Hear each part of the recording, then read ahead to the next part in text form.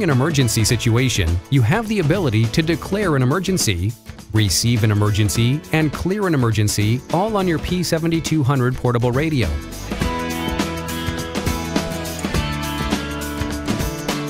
To declare an emergency, simply press the red emergency button on the top of the radio.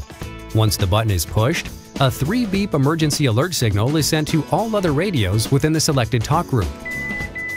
Your microphone will become hot and other users will be able to hear what you say for 15 seconds. During the first 15 seconds, the first line on your radio will display the emergency talk group name with an asterisk and the second line emergency to indicate that the emergency has been declared.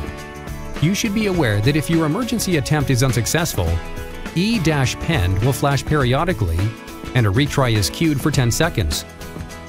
If the emergency declaration was unsuccessful because of lost sync, the radio will retry immediately upon reacquiring sync with the network.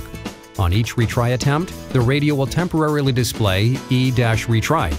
This process repeats until the emergency is successfully declared.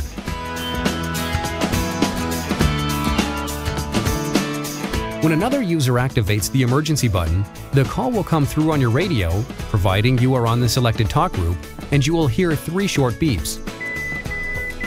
The radio will then flash emergency and display the alias of the user that initiated the emergency or the talk group during the 15-second hot mic, after which time line 2 toggles between emergency and caller ID. When receiving voice in an active emergency, the flashing emergency is not displayed so that the alias of the sender can be seen.